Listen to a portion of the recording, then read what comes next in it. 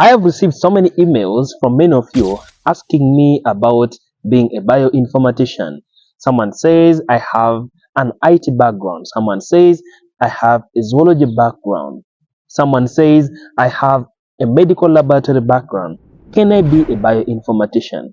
So in this video, I'm going to take you through what I believe is the definition of a bioinformatician. I have brought some funny blocks here. I'm going to use it to explain what you need to become a bioinformatician. Understand the word bio, then you have informatics. So let's break it down into two. So we have bio, which comes from biology, biological. So a bioinformatician usually deals with the biological information. So things like the DNA, the RNA, the proteins, other form of metabolites, all that kind of biological information, a bioinformatician deals with them. Then you have informatics. So informatics is from a data related language. So it's things around data.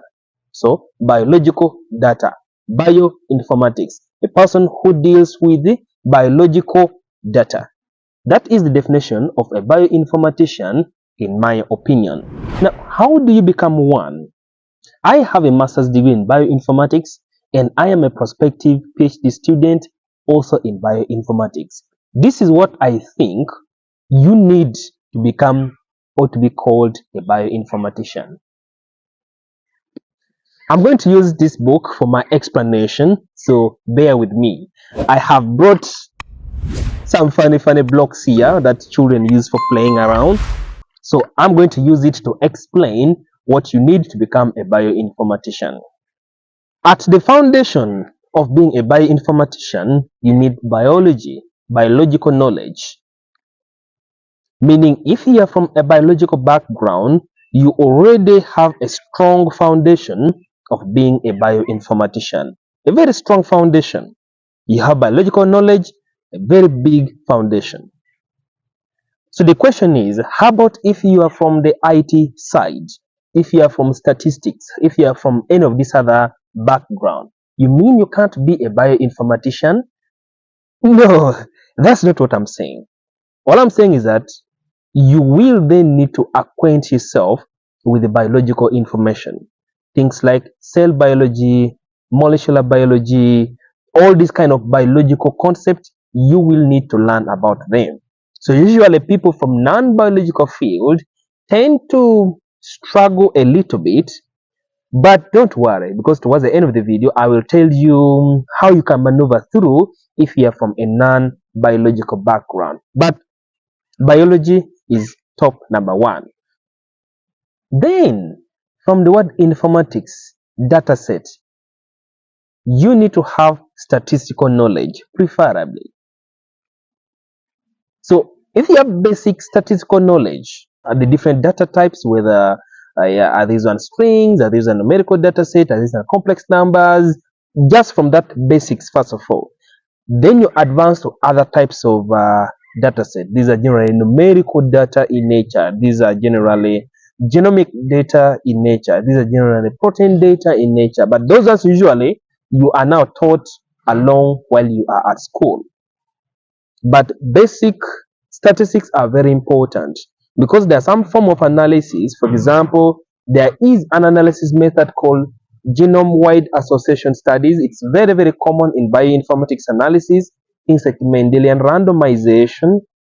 Okay, there are so many of these analysis methods that do require basic knowledge of statistics. So therefore, if you already know things like linear regression, generalized linear models, logistic regressions, those basic statistical information, it will be a little bit easier for you to grasp the concept, to understand the concept of these other analysis methods in a later time. Then you need to have at least some basic computer knowledge. Most of the common computer knowledge that we need you to have includes the following: Linux. So things like how to use the Linux terminal, whether you're using it as Linux subsystem in Windows, or you're using it as a standalone Linux distributor. For example, you're using Ubuntu, how to use those terminal. It's a first basic step. Personally, when I joined, I didn't have that Linux knowledge, but I had knowledge on Stata, data analysis using the Stata software. So Stata is mainly a statistical software which is command based. So I was generally used to just writing commands, and then you press enter and then things happen.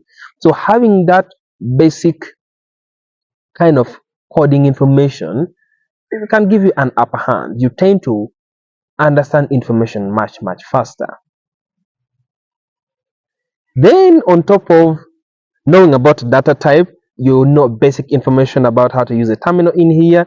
Then you need at least to know some important softwares which are used. So commonly the R software or the Python software are the two most common softwares which are used. So if you can learn R software, or you can learn Python, or you can learn both of them, at least it will give you an upper hand in knowing how to perform some analysis. Now, on top of these ones now, there's some other information that you will need to add on these. So, for example,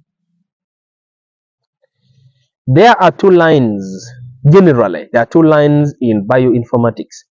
You can take the line of majority of your analysis being in biological data, the DNA, RNA, proteins, and all that kind of biological data. So you'll be like a pure biological analyst. So meaning most of your additional course units you're doing either during masters or during your PhD by coursework, you can do more of biological modules.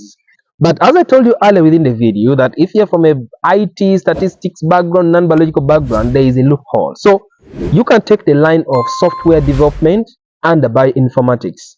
So what you can do, there are so many tools in bioinformatics, how to do this analysis, how to do that analysis, how to automate tasks. So you can venture into task automation for bioinformaticians. You only know some basic information about the biology, then some information. I'm assuming you'll be having a lot of information around the computer data types and all that. Then you're not really venturing into the biological data set analysis, but then you venture into the software development tools, developing of tools. So there are so many tools like polygenic risk score tools that uses all this DNA information from here to predict somebody's likelihood of obtaining a disease. You can go into machine learning development using this biological information.